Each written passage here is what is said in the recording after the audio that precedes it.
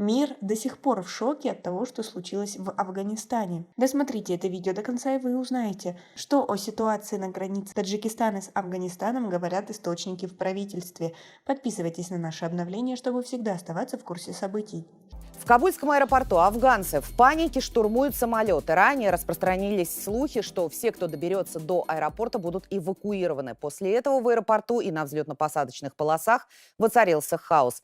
Есть информация о погибших. Военнослужащие США, охраняющие аэропорт, стреляют на предупреждение. В Таджикистане защита и охрана государственной границы после обострения ситуации в Афганистане осуществляется в усиленном режиме. Приняты все необходимые меры безопасности, пока все спокойно, сообщил источник в силовом блоке правительства Таджикистана.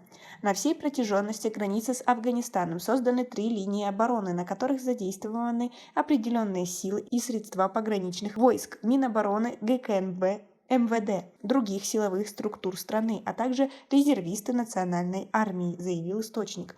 По его словам, после падения Кабула потока беженцев из соседнего государства в Таджикистан не зафиксировано. Между тем, портал Flightradar, который круглосуточно отслеживает полеты по всему миру, показывает, что вчера из Кабула в таджикские аэропорты, в частности в Курган-Тюбе, прилетели несколько рейсов. По информации источников, это были эвакуационные рейсы. Также есть информация о том, что это были переброшены бежавшие из Афганистана люди национальной армии. Примерно их прибыло в Таджикистан 140 человек. Как вам такая ситуация? Свои ответы напишите нам, пожалуйста, в комментарии.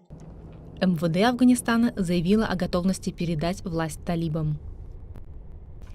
Лидер политического крыла Талибана Мулла Барадар выпустил видео, на котором в окружении сподвижников заявил, что теперь, после захвата территории страны, им предстоит сложная задача – оправдать ожидания народа Афганистана. А таджикские депутаты высказывают свое мнение по этому поводу. По большому счету, Ашраф Гани предал народ Афганистана, покинув страну.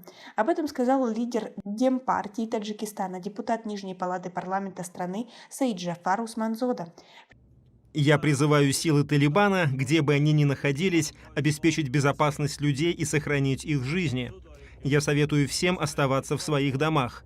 Мы пытаемся вести переговоры с лидерами Талибана, чтобы решить проблемы народа Афганистана путем диалога и братства во имя нашей нации. При этом таджикский политик считает, что с приходом к власти в Афганистане талибов над всеми государствами региона нависла угроза.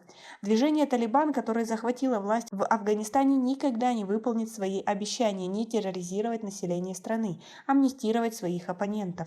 Во всех регионах Афганистана, которые захватили талибы, уже казнят детей, женщин, мужчин, всех несогласных с их политикой, заявил депутат. Усманзода считает, что при всем желании руководство Талибана не сможет навести порядок в Афганистане, потому что они не могут контролировать свои вооруженные бандформирования.